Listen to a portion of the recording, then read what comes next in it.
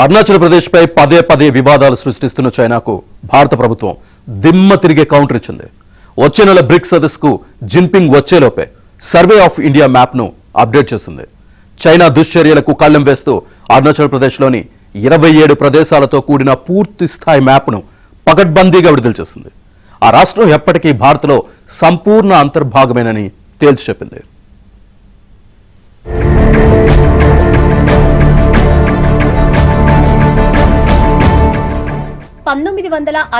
యుద్ధం తర్వాత dragon country మన భూభాగంపై నిత్యం కన్నేసి ఆక్రమించుకునే ఆలోచనలోనే ఉంటుంది. చైనాకు కూతవేటు దూరంలో ఉండే భారత ఈశాన్య రాష్ట్రం అరుణాచల్ ప్రదేశ్ ను తమ భూభాగంగా చెప్పుకుంటూ దానికి జాంగ్నాంగ్ లేదా దక్షిణ టిబెట్ అని కూడా పేరు పెట్టింది.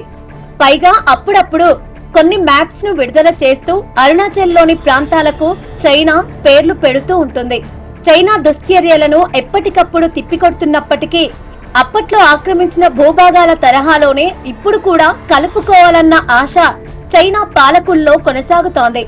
దాంతో ఇప్పుడు బ్రిక్స్ సదస్సుకు ముందు అరుణాచల్ ప్రదేశ్ మ్యాప్ ను భారత ప్రభుత్వం అప్డేట్ చేసి పబ్లిక్ డొమైన్ లో ఉంచింది.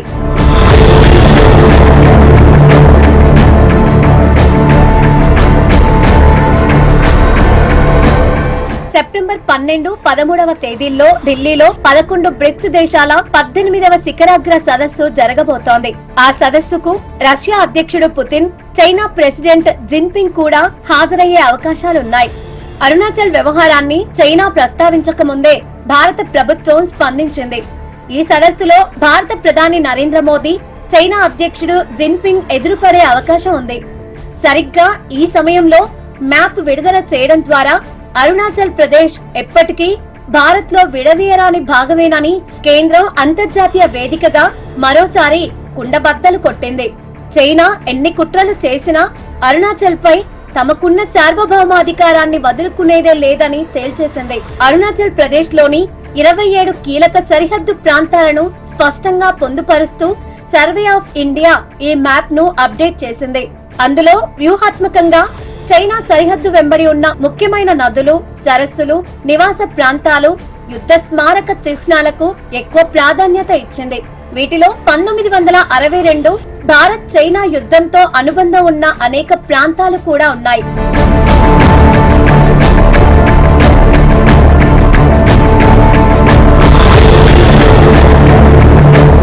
భారత్ చైనా సరిహద్దు ఇప్పటికీ వివాదాస్పదంగా ఉంది. ఇరు దేశాల మధ్య సంబంధాలు స్థిరపడుతున్న దశలో ఉన్నాయి. అయినా ఈ మ్యాప్ అప్డేట్ కు ప్రాధాన్యత ఉంది. సవరించిన మ్యాప్ తవాంగ్ చుట్టుపక్కల ప్రాంతాలు, 1962 ఘర్షణకు సంబంధించిన ప్రదేశాలకు ఎక్కువ ప్రాధాన్యం ఇస్తుంది. సరిహద్దుకు సంబంధించిన మ్యాపులు కేవలం భౌగోళిక పత్రాలు మాత్రమే కాదని, ఆయా ప్రాంతాలు మన దేశంలో భాగమని ప్రామాణీకరించడమే తమ ధ్యేయమని భారత ప్రభుత్వం చెబుతోంది. ఈ మ్యాప్ అప్డేట్ భారత భూభాగంలో ఎలాంటి మార్పును సూచించదు. చైనా దురాలోచనలకు అడ్డుకట్ట వేయడమే భారత ప్రధాన ఉద్దేశమని మాత్రమే గుర్తించాల్సిన అనివార్యతను తేటతెల్లం చేస్తుంది.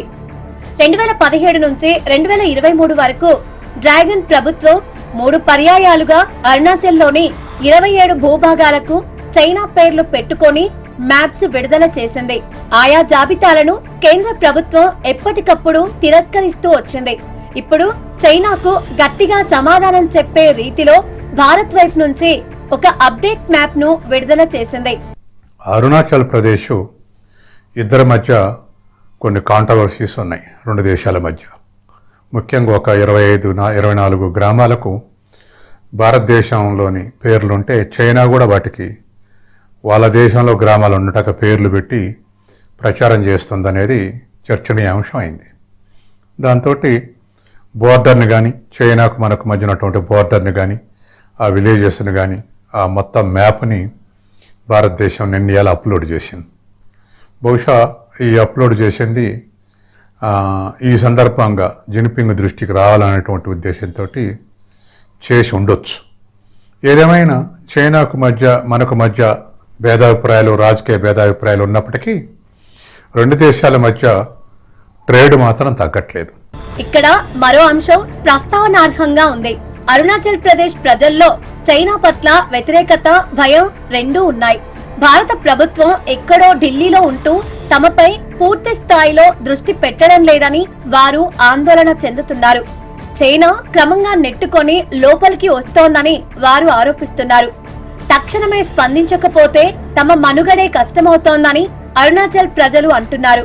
ఈ క్రమంలోనే వారికి ధైర్యం చెప్పే దిశగా కేంద్ర ప్రభుత్వం అరుణాచల్ అప్డేట్ మ్యాప్ ను విడుదల చేసింది.